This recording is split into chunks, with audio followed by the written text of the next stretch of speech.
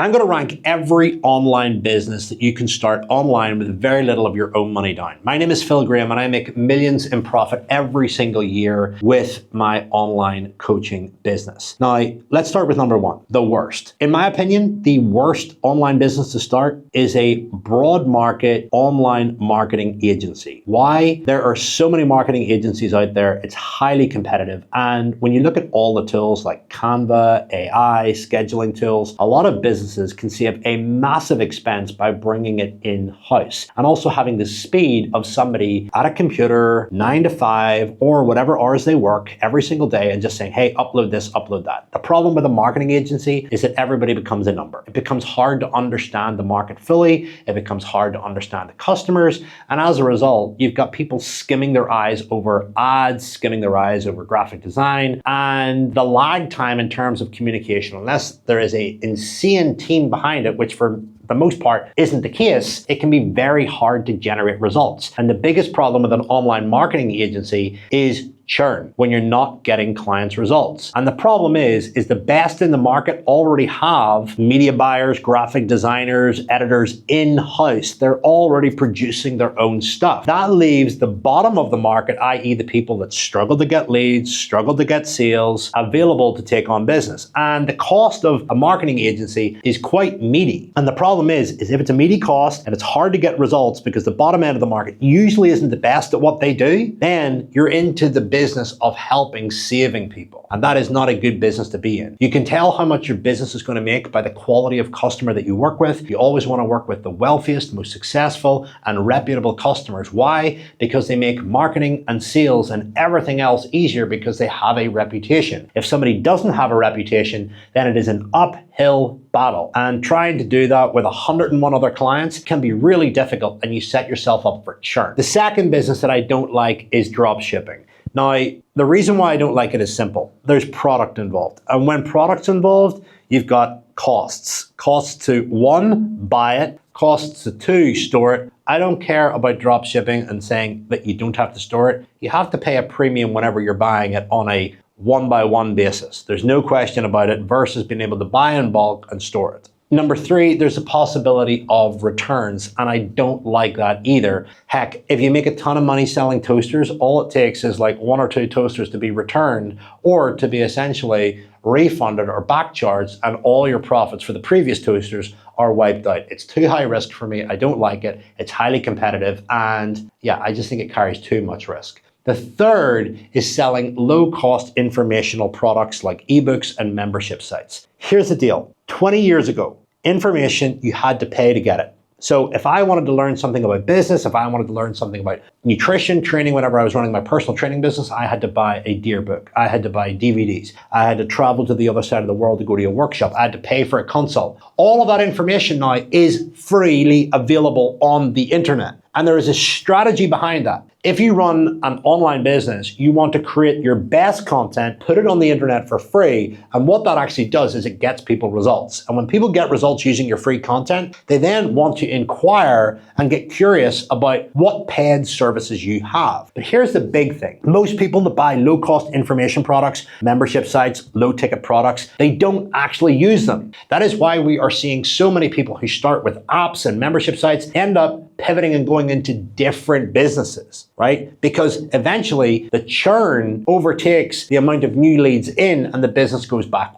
What you should be doing is using low-cost informational products to ascend people to higher-priced products where they get the most important thing ever. That is execution and implementation. You charge for implementation, not for information. And that is where low-cost products and informational membership sites and all that kind of stuff are just kind of out of whack. Anything that you want to know is available freely on the internet. Heck, you're even watching this video right now to learn how to grow your online business and live your life on your terms. You could be paying for this information through a book, through a low-cost membership site, but you're not. You're consuming it for free. So I would avoid going into that road of business just to make money. Understand that it plays a part in building trust, creating a list of buyers, and ultimately allowing you to then sell them more expensive stuff down the line. But don't go in thinking, I'm going to create a course, I'm going to create a book and make loads of money. Unless you're J.K. Rowling and you write the next Harry Potter, totally different story. By the way, books don't make money if you're using them for business. They're actually just a business card. People like having the book, they don't like reading the book, and it's a great social media tool tool to advertise. Think beyond the content in the book. Think about what the book allows you to have. It allows you to have data. It allows somebody to post a picture of it. And if they do read it, it's information. They've still got to execute it. And that's where you sell them something at a higher price point. The fourth online business that I don't like is anything revolving around web design, video editing, graphic design. There are just so many automated services out there nowadays. There are so many people offering their services in different parts of the world for 10 times less, 10 times the speed, and 10 times the quality.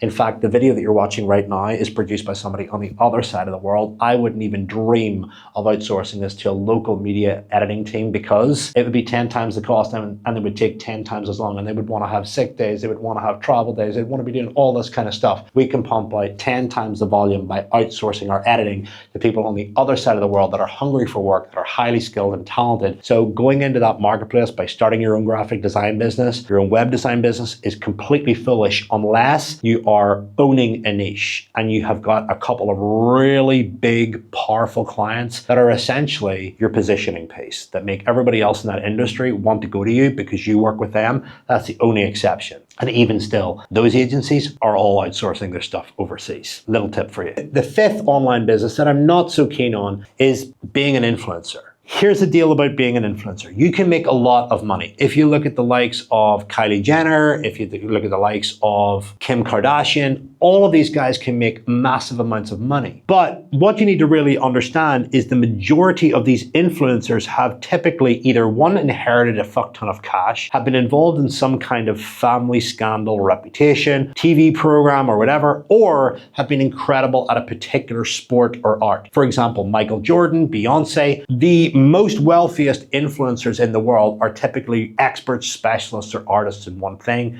and they've used their profile to get involved in advertising, brand deals, etc. So trying to go in and be an influencer from the ground up just to sell stuff isn't a great business strategy in my opinion. You need to get very clear on what it is about you that makes you better than anybody else, your experience, your reputations, your skills, and then look at building a profile upon that and then leveraging out of that by bringing in brand deals, etc., as maybe the next level in your career. But going in just with the intention of selling stuff means that you're going to brand hop, product hop from one person to the next. Don't get me wrong, you could go into a niche and do product reviews and all that kind of stuff, but in my opinion, focus on being an absolute master of what you do, then leverage your audience for other services, other products that they are likely to buy as a result of being involved in your area of expertise or following along with your artistry, whatever it may be. What are similar products and services that they would buy and promote the ones that you believe in? That's how I would do it. A prime example of this is I'm a big cooking fan. I love Gordon Ramsay, love his restaurants, love his food, love his styles, love his TV programs. And as many of you know, he's launched the Hexclad range. I've bought all of it because Gordon said so. Why? Because I like Gordon. Why did I like Gordon? Because Gordon's great at cooking. I built a reputation with Gordon beforehand, and that is the reason why I bought into him. Because I trust him. Whether you agree or disagree, it doesn't matter. I like his style. I like the way he shows up. I like the way he cooks. I like his no-nonsense approach to business. I'm going to use his pan. He built trust with me first before trying to sell me. Now we're working up the ladder to services that I really feel are needed.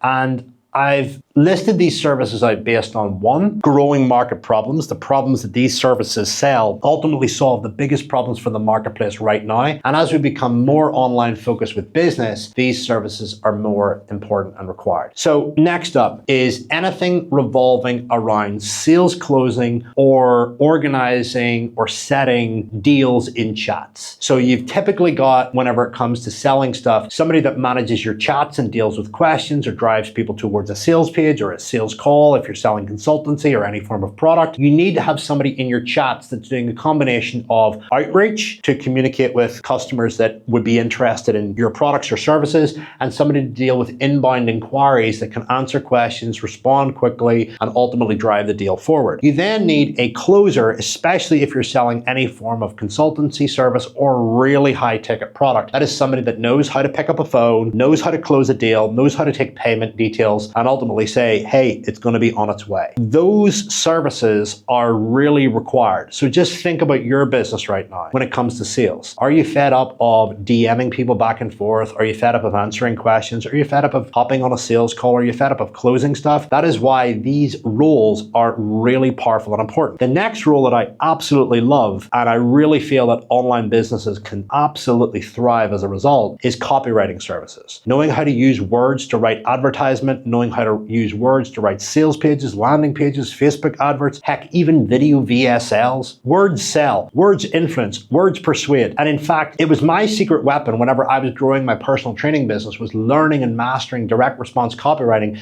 that actually made me be able to close way more deals. If you don't have a copywriter for your adverts, for your landing pages, for your website, and you're doing it yourself, guess what? It's going to read shit. It's going to take you 10 times as long. And ultimately, you're not going to know the little tricks of the trade that are going to get people to click certain things, buy certain things. Online copywriting services are crucial. And if you can find a niche that ultimately isn't served by one, go into one, master words and get right into it. If you're worried about ChatGPT taking over copywriting services, stop. Great copywriters will use ChatGPT along with their own direct copywriting skills to enhance your copy. Copywriters need to understand your voice. They need to understand your world, your customer, and that requires having a three-dimensional understanding of it. If they can use ChatGPT and their own insight, knowledge, experience, and wisdom of copywriting, you will 10x your sales, your leads, no question about it. So don't be scared of becoming a copywriter. ChatGPT isn't going to take your job. A copywriter using ChatGPT is going to take your job. Next, business. This is crazy. And I believe that this could make serious fucking money. It's being an online broker for tradies, online broker for plumbing, online broker for sparks, online broker for joinery. When you look at legal trade, accountancy, all this stuff's going to be gobbled up by AI soon. Do you know what's not going to be gobbled up? Is a gardener, is somebody doing your joinery work, somebody doing your plumbing. Your house is always going to have shit going wrong with it. And sometimes getting hold of a tradesman can be an absolute nightmare. They're always busy, they're always in demand, they're unreliable, they don't show up. But if you were to set up a business around a common need that's literally like running oxygen, running water, and be able to create a team and be able to build some kind of service that you can broke out these services, take a small cut and be able to create an experience like no other that doesn't involve pricing or an invoice on the back of a cigarette packet, you could really take over the game. My favorite business of all time is consultancy. I'm not biased. Here's the deal. If you are really good at something and you've got an incredible result that other people aspire to have. So for example, I'm 36 years of age. I now get to live life on my own terms. My working week is around 10 to 12 hours. At a push, it goes up to 20. I have been able to buy my dream house, buy my dream car, take my kid on so many experiences that I never got as a kid. I'm able to invest in property, stocks and shares, set up my future, pay off my parents' mortgage. Literally so many things that I only dreamed of doing. And I did it because I mastered an area, got known for being great in an area, and then I had other people that wanted to do what I do, want to pay me in order to fast track and give them speed. So if you have overcome massive adversity in a particular area and you have incredible results and you have developed attitudes, skills, a philosophy, then you can turn that into a mechanism, a solution, a pill that solves problems for other people. And you can do it all with your IP, all with your own knowledge, a mobile phone, a Facebook group, heck, a couple of events a year, Zoom, a laptop, and ultimately make serious cash. That's why I love online personal training. That's why I love online business coaching. I've built the business that many 30-year-olds dream of. I was a personal trainer and built the body that so many other people dreamed of. When it came to diabetes, I mastered my type 1 diabetes, competed in Mr. Universe, Mr. Britain, had the muscles, had the flex, and other people wanted that identity. Remember this, if you go into consultancy, you're selling solutions. And for most people, you're selling feelings, you're selling results, you're selling future aspirational identities. So in my mind, it's the leanest, fastest growth. This channel is dedicated to helping people like you build insane coaching and consulting services in whatever field that you're an expert in, and how to turn all of that IP, that knowledge, that pain, that victory, that results that you got during your time rocking and rolling and building your life and and package it into a solution for somebody else, charge great money for it, make great profit margins, and change the world doing what you love, and ultimately, in many ways, shapes and forms, coaching your younger self. Because now that you've got all the insights, all the experience, guess what? You can give it back to the world. In my mind, that is one of the best businesses that you could possibly create in the online space. And heck, all you need to get started is a mobile phone, a clear voice, and the ability and intention to really change lives. If you enjoyed this video, drop a comment below. I'd love to hear your biggest takeaway.